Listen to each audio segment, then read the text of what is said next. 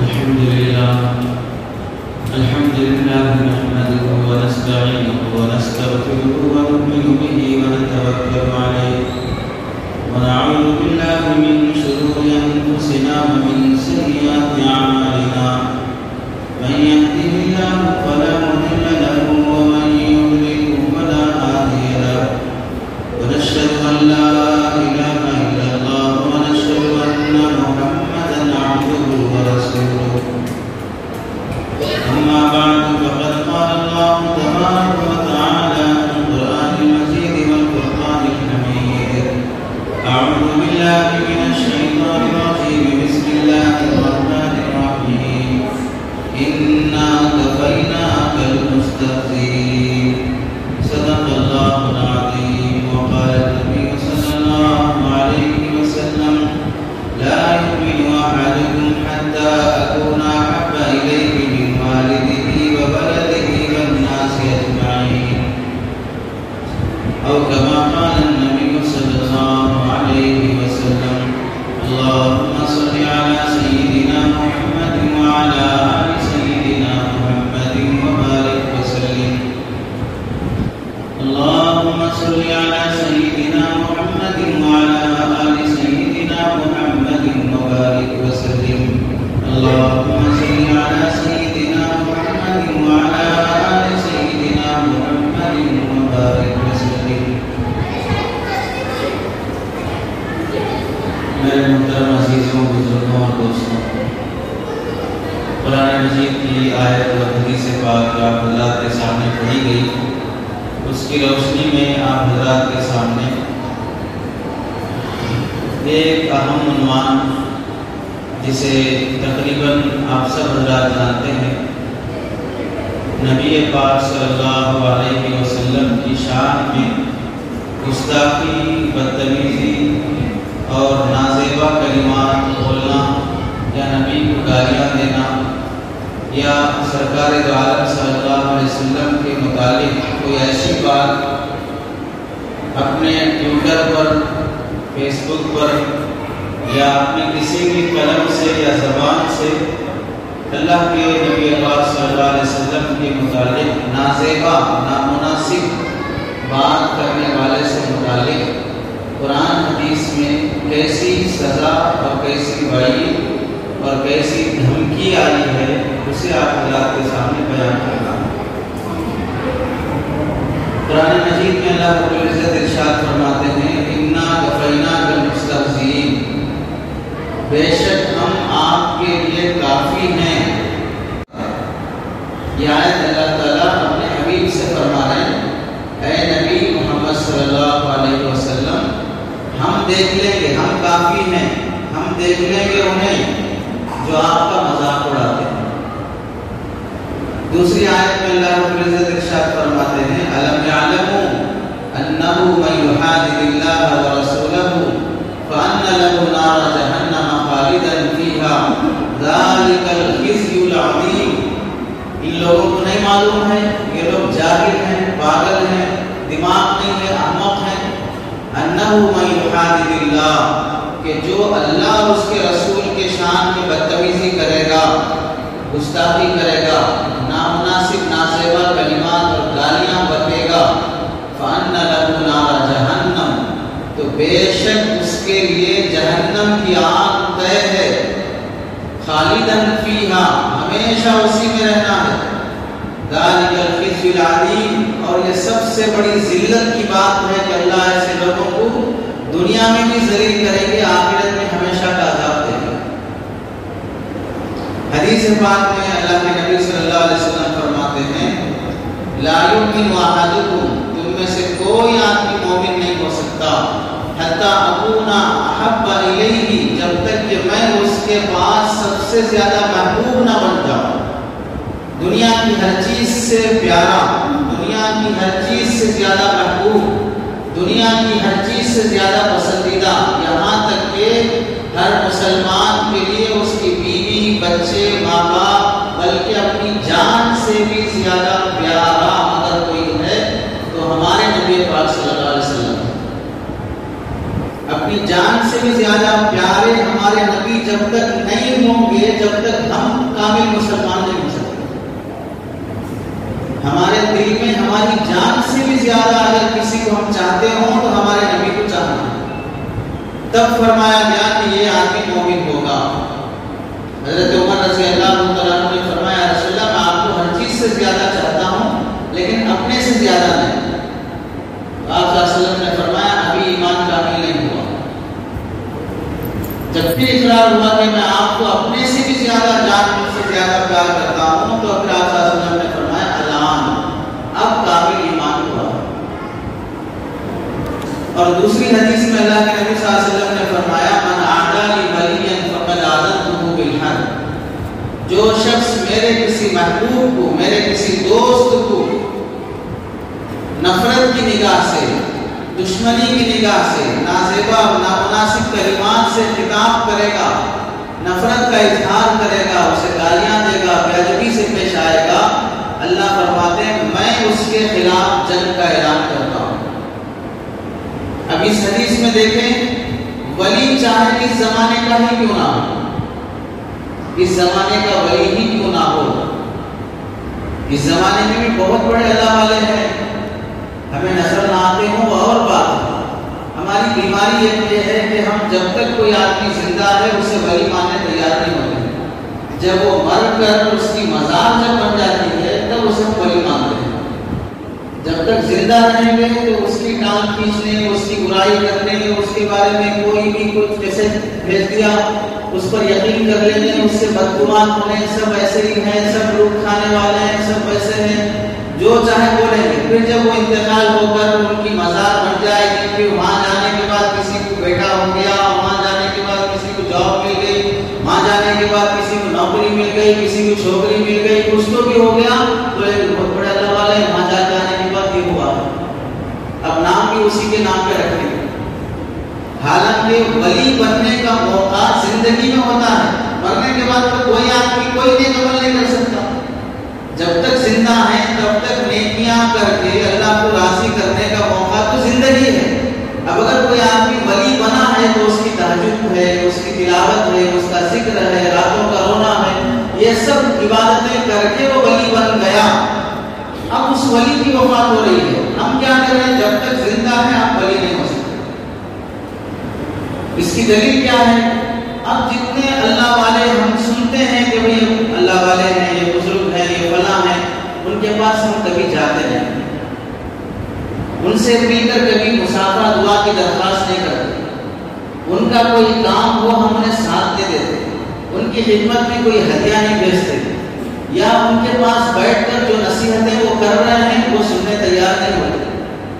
زندگی میں تو وہ ہیں تو اللہ والے ہیں، اللہ والے ہیں بولتے رہیں گے، دور دور ہی رہیں گے، اور جب مر جائیں گے فلاں ہوں گے تو بہت بڑے اللہ والے تھے، ہم ان کی یہ کرامت دیکھے، ہم ان کی یہ بزرگی دیکھے، ہم ان کا یہ تقویٰ دیکھے، سب دور دور سے ہی دیکھتے رہیں گے، قریب نہیں جائیں گے۔ اب جب انتقال ہو جائے گا تو پھر مزاروں کے پاس جائیں گے، قبروں کے پاس جائیں گے، فلاں کے پاس جائیں گے۔ بھائی مرنے سے پہلے زندہ تھا تو بہت کچھ کروا سکتا تھا، اللہ سے دعائیں کرا کے، مستجاب الدعوات تھا، اللہ دعائیں قبول کرتے تھے، اس کی آ کے مانگ لیتا، نسلوں کی ہدایت مانگ لینا تھا، دنیا اور آخرت کی دونوں جہاں کی کامیابی مانگ لینا تھا کہ آپ دعا کر دیجئے کہ اللہ ہمارا بنا کام کرا دے۔ ان سے مانگنا نہیں ہے، دعا کی درخواست کروانا ہے، مانگنا تو صرف اللہ ہی سے ہے۔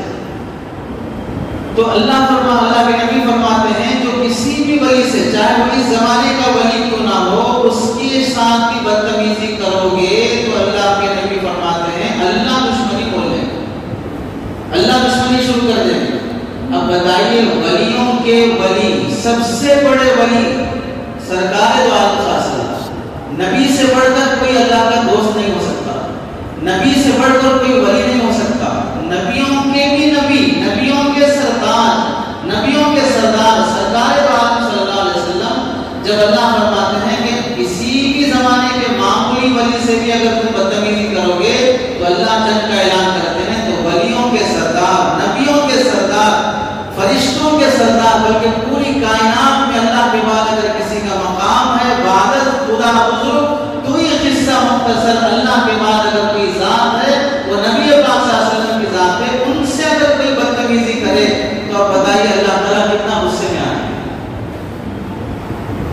وہ کس قدر اللہ کی دشمنی اور اللہ کی لعنت کا گرفتار ہوگا۔ اب ان آیات اور احادیث کی روشنی میں جن لوگوں نے نبی کی شان میں گستاخی کی ان کا انجام کیا ہوا؟ اللہ کے نبی صلی اللہ علیہ وسلم کے زمانے میں اللہ کے نبی نے اپنی 2 بیٹیوں کا نکاح ابو لہب کے 2 بیٹوں سے کر دیا تھا۔ منگنی ہو گئی تھی، بعض روایتوں میں نکاح بھی ہو گیا تھا، ابھی رخصتی نہیں ہوئی۔ اللہ کے نبی صلی اللہ علیہ وسلم نے اعلان نبوت فرمایا کہ میں نبی بن گیا ہوں اور ایک اللہ کی طرف بلاتا ہوں۔ قریش اور مکہ کے لوگوں کو جمع کر کے نبوت کا اظہار فرمایا، اعلان نبوت فرمایا، تو مجمع میں سے ابو لہب نے اللہ کے نبی صلی اللہ علیہ وسلم سے کہا تبن لکا اسائر اليوم جماعتنا ھذا، تیرے لیے ہلاکت ہو، یہ بات سنانے کے لیے تو ہم سب کو یہاں جمع کیا ہے۔ تو اس نے لفظ استعمال کیا تبن لک، تمہارے لیے ہلاکت و بربادی ہو۔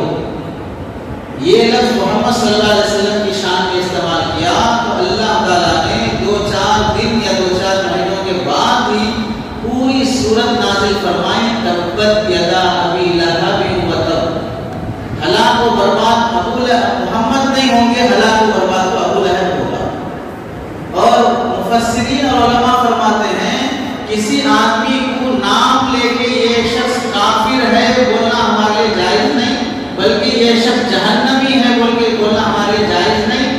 جن لوگوں کو ہم گارنٹی سے جہنمی بول سکتے ہیں ان میں سے نام ابو لہب کا ہے، کیونکہ ابو لہب کا جہنمی ہونا تو قرآن بول دیا تبت یدا ابی لہب و تب۔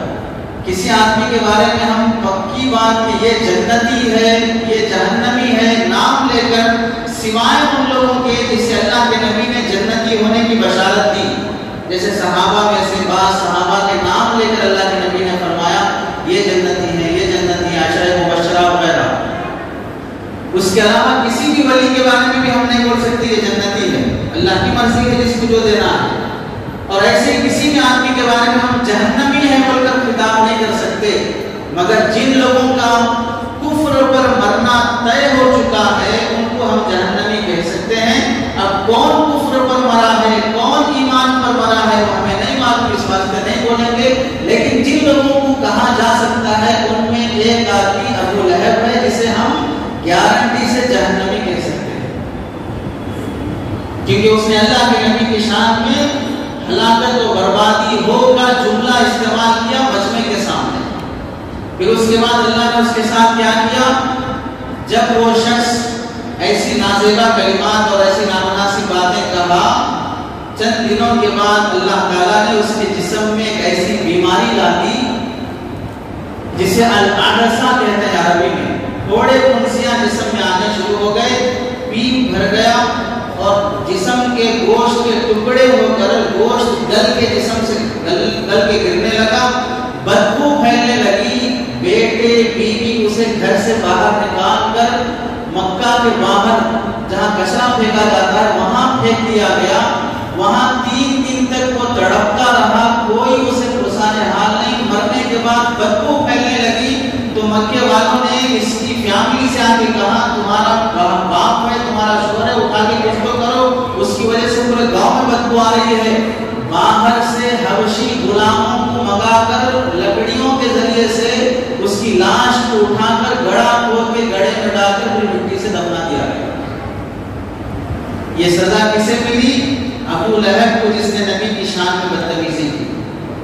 اس کے بیٹے اس کی زندگی میں ہی جبکہ نبی کی بیٹیوں سے نکاح یا منگنی ہو گئی تھی، کتنی بڑی سعادت کی بات ہے کہ نبی کے ہم داماد بن جائیں، کتنا بڑا مقام ہے، لیکن بدتمیزی کیا۔ ایک بیٹا لہب یا عتبہ سفر پہ جانے سے پہلے کہنے لگا ٹھہرو میں محمد کے سامنے محمد کے خدا کو گالیاں دے کے آتا ہوں۔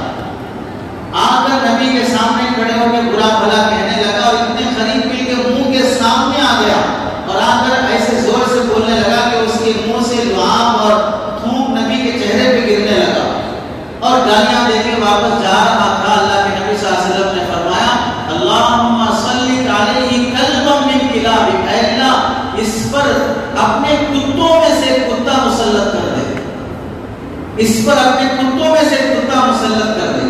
واپس جا کر اپنے باپ ابو لہب کو سنایا کہ میں محمد کے ساتھ ایسا کیا، انہوں نے مجھے یہ بددعا دی۔ ابو لہب نے کہا تو نے ایسی بات کیوں کی؟ جب سے میں انہیں برا کہا تب سے میری حالت بدل رہی ہے، بیمار ہو رہا ہوں۔ اب سفر شروع ہوا، قافلے والے ایک جگہ پڑاؤ ڈالے، سب لوگوں کو جمع کیا، سب کا سامان اکٹھا کر کے لوگوں سے کہا کہ میں تمہیں اپنے بڑھاپے کا واسطہ دے کے کہتا ہوں مجھ پر رحم کرو، محمد نے میرے بیٹے کے حق میں بددعا دی ہے، اب مجھے ڈر ہے کہ کوئی نہ کوئی اسے مار کھائے گا، تم سب اس کی حفاظت کے لیے لگ جاؤ۔ سامان جمع کر کے سامان کے اوپر بیٹے کو سلایا اور چاروں طرف سے سارے قافلے کو کھڑا کر دیا کہ کوئی میرے بیٹے تک نہ پہنچے۔ آدھی رات گزرنے کے بعد سب لوگوں کو جب اونگ اور نیند آ گئی، ایک شیر جنگل کا بھیڑیا آیا اور پورے قافلے کا منہ سونگنے لگا اور کسی کو نہیں کاٹا، کسی کو نہیں چیرا پھاڑا، اور کوئی جب نہیں ملا تو دور جا کر ایک چھلانگ لگا کے اوپر آیا جہاں پر سامان کے اوپر سو رہا تھا، اور اس کا منہ سن کر اسے پھاڑ کر ٹکڑے ٹکڑے کر کے چلا۔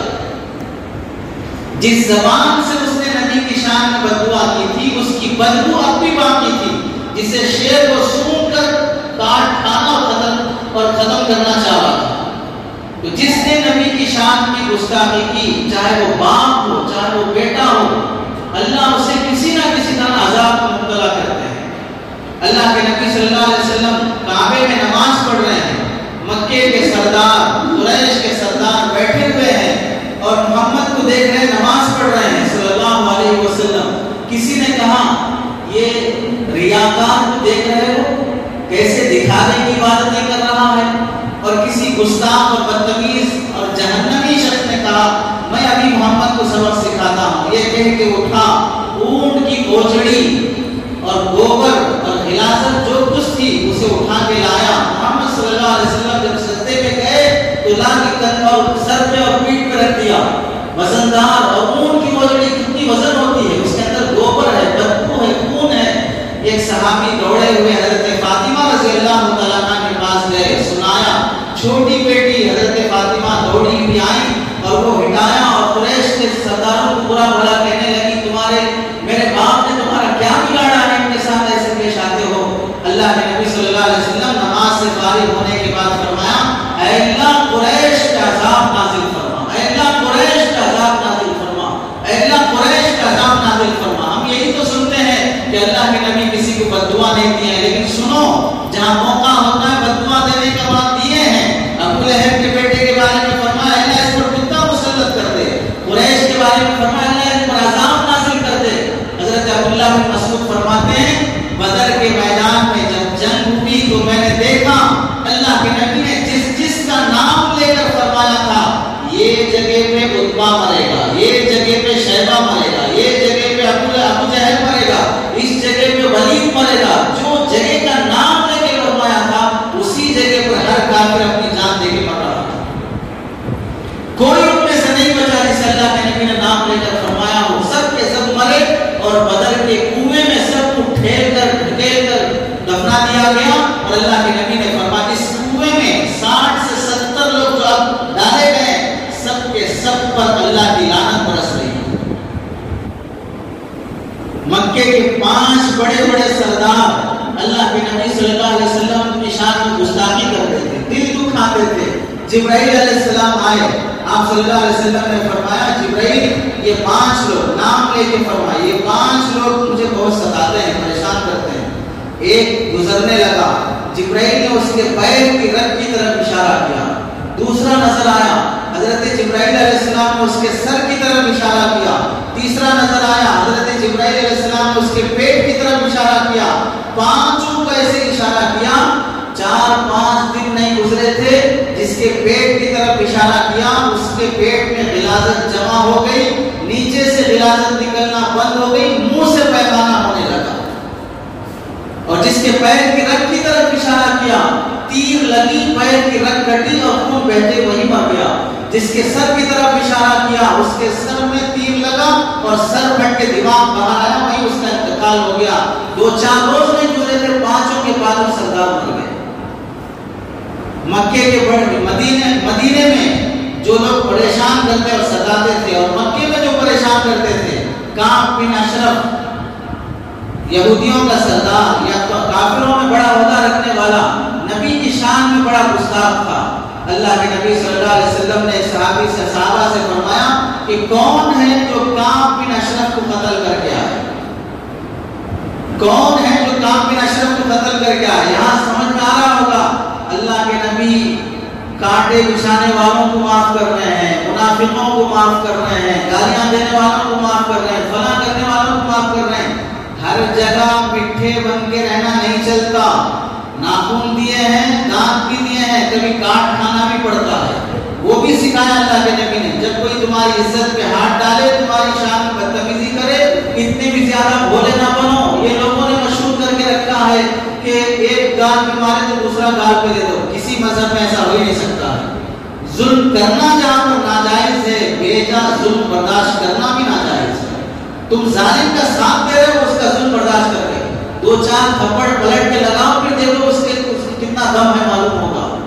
اللہ کے نبی صلی اللہ علیہ وسلم نے مستقل 4-5 لوگوں کی ٹیم بنائی، اس کا سردار حضرت عبداللہ بن عتیق رضی اللہ عنہ کو بنایا، جاؤ قتل کر کے آؤ۔ انہوں نے کہا یا رسول اللہ جھوٹ بولنے کی اجازت دے دیں، قتل کر کے آؤں گا، کیونکہ اب اسے دوستی کر کے قتل کرنے میں تھوڑا جھوٹ بولنا پڑتا ہے، اجازت دے دیں۔ فرمایا ٹھیک ہے جاؤ۔ اب اس سے اندازہ کرو کہ مومن کبھی جھوٹا نہیں ہو سکتا، لیکن نبی کے گستاخ کو قتل کرنے یہ بھی استعمال کرنے کی اجازت ہے۔ گئے کعب بن اشرف کے پاس، کہا ہم محمد کو نبی مان کر بہت مصیبت میں آ گئے، کبھی 5 ٹائم کی نماز، کبھی دن بھر بھوکا رکھے روزے، اب زکات پوچھ رہے ہیں۔ پہلے وہ عبادت کرنا بھاری تھا، پیسہ بھی پوچھ رہے ہیں۔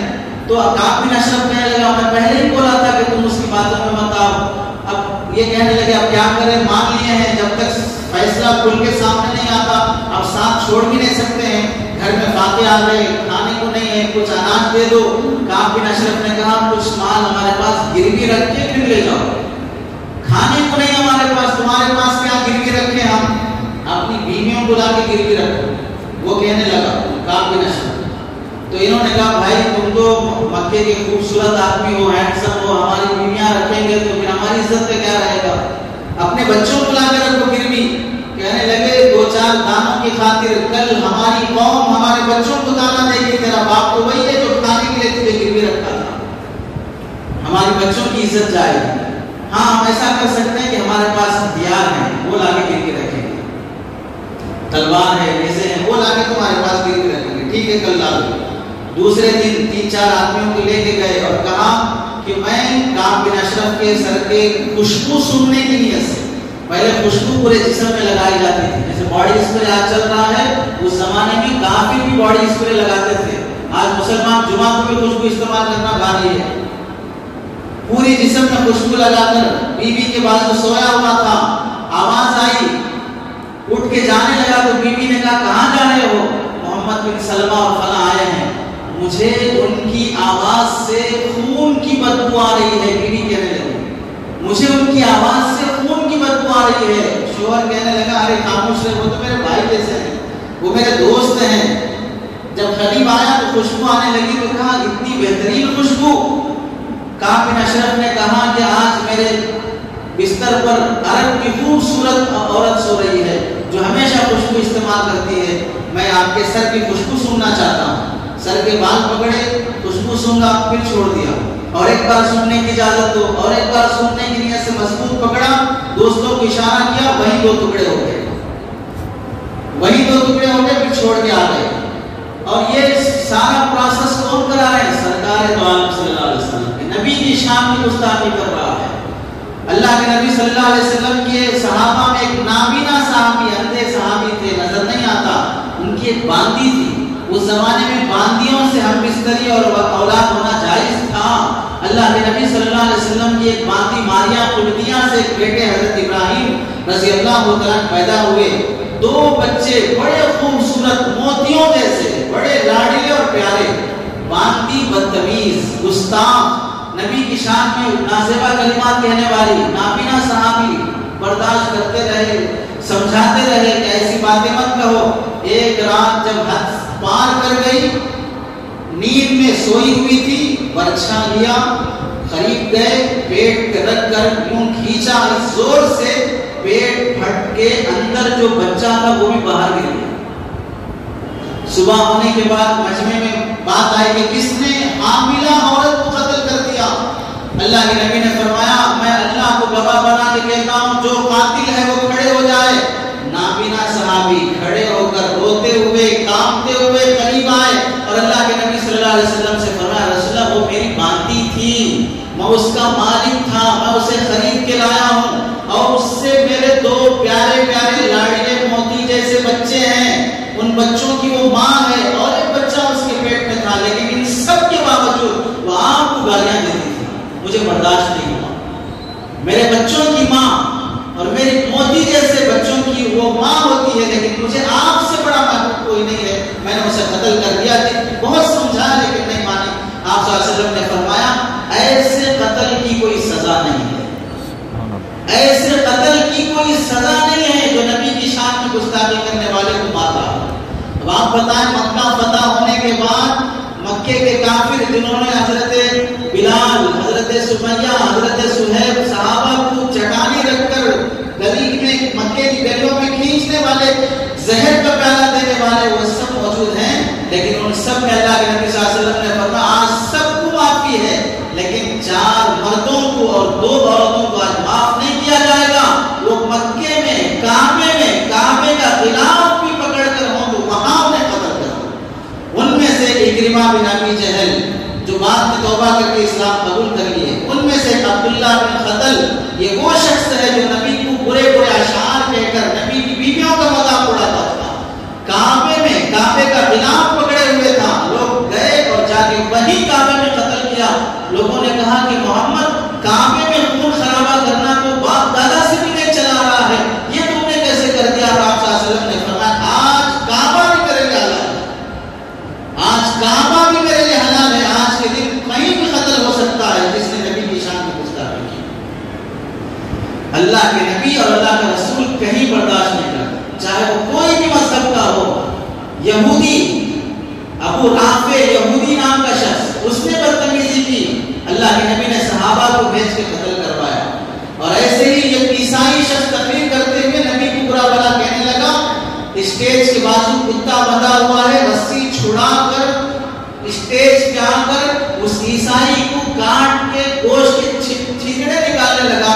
لوگ جا کے بھاگ کے کسی طرح بچائے اور پھر اس پادری سے کہنے لگے آپ کی عافیت اسی میں ہے کہ آپ اچھے عہدے والے ہیں، تقریر بند کر دیجئے، یہ کتا آپ کی باتوں کو سن کے غصے میں آ گیا ہے۔ نہیں، وہ کہنے لگا نہیں میں اس کتے کی طرف اشارہ کر رہا تھا تو وہ کتا سمجھا کہ شاید میرے قتل کی پلاننگ ہو رہی ہے، اس واسطے اپنی جان بچانے مجھے مارنے آیا ہے۔ پھر تقریر شروع کیا اور نبی کی شان میں برا بھلا کہنے لگا۔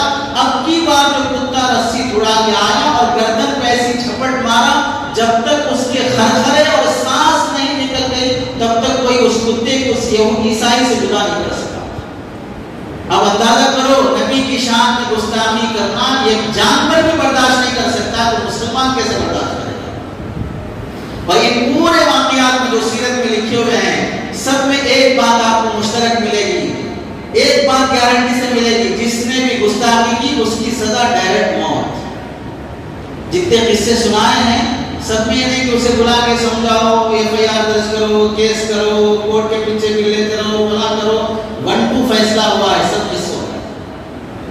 یہاں تک کہ فقہاء نے لکھا ہے ہارون رشید کے زمانے میں ڈسکس ہونے لگا کہ گستاخی کرنے والے کو کیا سزا دینا چاہیے۔ کسی نے کہا کوڑے مارو، کسی نے کہا گاؤں سے نکال دو، کسی نے کہا فلاں کرو۔ امام ابو حنیفہ رحمۃ اللہ علیہ کھڑے ہوئے اور فرمایا گستاخی کرنے کے بعد زندہ رہنے کا حق کیا بنتا ہے؟ امت کو اللہ نے جو بقا اور زندگی دی ہے وہ نبی کے صدقے سے دی ہے، اور نبی کی شان میں گستاخی کر کے کوئی زندہ کیسے رہ سکتا ہے؟ اگر کوئی حکمران ایسے گستاخ کے بارے میں قتل کا فیصلہ نہیں کرتا تو وہ بھی مجرم اور گنہگار ہے کہ تو ایسے گستاخ کو زمین پہ برداشت کرنا جس پر زندگی اور گزارنے کا جینے کا حق اللہ تعالیٰ نے اسی نبی کے صدقے ہمیں دیا۔ اب ہماری کیا ذمہ داری ہے؟ مسلمانوں ہماری ذمہ داری یہ ہے کہ ہم اگر ایسے گستاخوں کو جہنم تک پہنچانا چاہتے ہیں تو سب سے پہلے نبی کی عظمت اپنے دلوں میں پیدا کرو۔ عظمت دل میں ہونا، محبت دل میں ہونا، عشق رسول دل میں ہونا، اس کا اظہار کیسے ہوگا؟ تمہارے تمہاری زبانوں سے اور تمہارے لباس سے، تمہارے جسم سے ہوگا. تمہارے چہرے سے نبی کا چہرہ ہمیں نظر آئے، تمہارے لباس سے نبی کا لباس ہمیں نظر آئے، تمہاری شادی بیاہ سے نبی کی سنت کے مطابق شادی بیاہ ہمیں نظر آئے، تمہاری زبانوں پر اللہ کے نبی کی شان میں درود و سلام ہمیں نظر آئے. صبح شام اللہ کے نبی پر ہزاروں درود پڑھنے والے بنے، ہزاروں سلام پہنچانے والے بنے. اللہ کے نبی صلی اللہ علیہ وسلم کی چہیتی بیٹیوں کا پردہ ہماری بیٹیوں میں آئے. نبی کی امانت، نبی کی صداقت، نبی کی شجاعت اور نبی کی اطاعت، اللہ کی اطاعت اور فرما برداری، نبی کی تہجد گزاری، نبی کی تجارت ہماری زندگیوں میں آئے گی. تب پتہ چلے گا کہ ہم نبی کے عاشق ہیں. ہمارے چہروں سے یہودیت، ہمارے لباس سے عیسائیت، ہمارے رسم و لباس سے کفر ٹپک رہا ہو. ہندوؤں کے غیر مسلموں کے تہواروں میں برابر شریک ہیں، عیسائیوں کا لباس برابر ہے، ان کا معاشرہ، ان کا کلچر ہمیں اپنے نبی کے لباس اور نبی کی تہذیب سے زیادہ پسند ہے.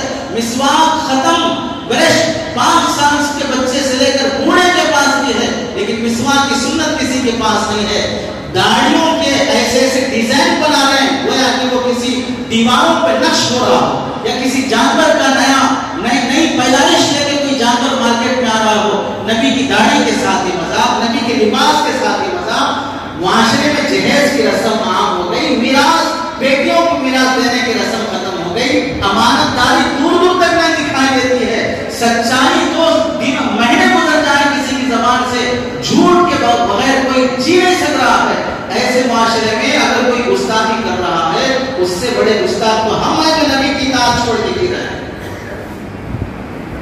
کسی کے دم ہو کہ ہم نبی کی سنتوں پہ چلے، اور اللہ کے نبی فرماتے ہیں میری سنتوں پہ چل کے دکھاؤ، اللہ ایسا روک دے گا کہ سامنے والا کام جائے گا. اور آپ نے بھی دیکھا پہلے زمانے میں کوئی مسلمان، کوئی امام صاحب مسجد کے سامنے بیٹھے ہوں چبوترے پہ، ادھر سے اگر کوئی غیر مسلم لنگوٹ باندھ کر نکل رہا ہو تو وہ بھی اپنی لنگی چھوڑ لیتا تھا کہ صابن نہ ہو. یعنی وہ مسلمانوں کے پیشوا بیٹھے ہیں، وہ امام صاحب بیٹھے ہیں، وہ اپنی لنگی چھوڑ کے ادب سے جاتا تھا، سلام صاحب بول کے احترام کرتا تھا. یہ روک کس چیز کا تھا؟ نبی کی سنت کا روک تھا. نبی کی سنتوں کی محبت اللہ سامنے والوں کے دل میں ڈالتے ہیں. ہم تو فیشن پہ آ گئے، دسترخوان ختم ہو گیا، ڈائننگ ٹیبل آ گیا، پھر اس پہ بیٹھ کے کھائیں گے، بسم اللہ چلے گیا، اور پھر گانوں کے ساتھ کھڑے کھڑے جانوروں کی طرح کھانے کا رواج عام ہو گیا. یہ سب باتیں مسلمانوں کی زندگی میں تو کس کو سزا دینے کی باتیں کرتے ہیں؟ سچے عاشق ہیں تو سنتوں کو اپناؤ اور اللہ کے نبی کی سیرت کو عام کرو. دوستوں میں نبی کے واقعات سناؤ، نبی کے اخلاق سناؤ، نبی کے اخلاق کو اپنانے کی کوشش کرو. اپنی بیٹیوں میں، بیویوں میں وہ حیا پیدا کرو. پھر دیکھو ان اعمال کی برکت سے کسی کی ہمت ہو کہ نبی کی شان کو گستاخی کر سکے. 2-4 سال پہلے کسی نے گستاخی کیا، دیوالی نام کا، انجام خود اس کی قوم نے اسے کہاں تک پہنچایا، ہمیں اسے بتانے کی ضرورت نہیں ہے. اللہ نہیں چھوڑے گے جو نبی کی شان کی گستاخی کرے گا. ہمیں پوچھ ہوگی کہ تم نے نبی کی محبت کا کیا حق ادا کیا، تم نے نبی کے عشق کا کیا حق ادا کیا. اس واسطے اپنی زندگیاں بدلنے کی کوشش کرو، سنتوں کی زندگی اپناؤ، درود و سلام کا اہتمام کرو، اور چہروں کو، لباس کو، تجارت کو، شادی کو سنت کے مطابق بنانے کا اہتمام کرو. اللہ سے دعا ہے کہ عمل کی توفیق نصیب فرمائے. واخر دعوانا الحمدللہ رب العالمین.